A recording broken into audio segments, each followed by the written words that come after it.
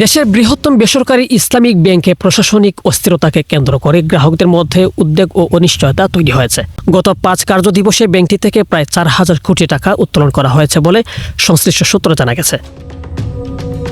গত 24 মে বাংলাদেশ ব্যাংকের সাবেক ডেপুটি গভর্নর মোহাম্মদ খুরশেদ আলমকে ব্যাংকের নতুন চেয়ারম্যান হিসেবে নিয়োগ দেওয়ার পর থেকেই পরিস্থিতি উত্তপ্ত হয়ে ওঠে।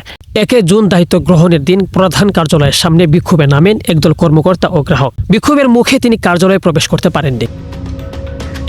একই দিনে পদত্যাগ করেন তৎকালীন চেয়ারম্যান জুবাইদুর রহমান। আন্দোলনকারীরা নতুন চেয়ারম্যানের নিয়োগ বাতিল এবং 24 ঘন্টার মধ্যে তার পদত্যাগের দাবি জানান। পাশাপাশি এস আলম গ্রুপের নিয়ন্ত্রণাধীন 82% শেয়ার বিক্রি করে বকেয়া ঋণ সমন্বয়ের দাবিও তোলা হয়। এদিকে প্রশাসনিক সংকটের প্রভাব পড়ছে আমানতকারীদের উপর। খুরশিদ আলমের নিয়োগের পর প্রথম 4 কার্যদিবসে গ্রাহকরা প্রায় 2057 কোটি টাকা উত্তোলন করেন।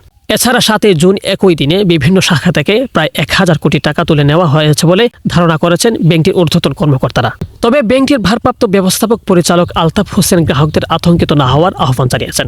পরিস্থিতি পর্যালোচনার জন্য তাকে বাংলাদেশ ব্যাংকে তলব করা হয়েছে। কেন্দ্রীয় ব্যাংকের পক্ষ থেকে জানানো হয়েছে ইসলামী ব্যাংকে নিবিড় পর্যবেক্ষণ রাখা হয়েছে এবং প্রয়োজনে তারল্য সহায়তা দেওয়া হবে। বিশেষজ্ঞদের মতে নতুন আমানত প্রবাহ কমে গিয়ে যদি শুধুমাত্র উত্তোলনের চাপ অব্যাহত থাকে তাহলে ব্যাংকটির তারল্য সংকটে পড়তে পারে। আস্থার সংকট দীর্ঘায়িত হলে কেন্দ্রীয় ব্যাংকের বিশেষ সহায়তা ছাড়া পরিস্থিতি সামাল দেওয়া কঠিন হয়ে পড়বে বলে মনে করছেন বিশ্লেষকরা। তবে ব্যাংকটি আনুষ্ঠানিকভাবে দেউলিয়া ঘোষণা করা হয়নি এবং এ বিষয়ে কোনো সরকারি ঘোষণাও দেওয়া হয়নি। শেখ সাদি, বিডিএস নিউজ।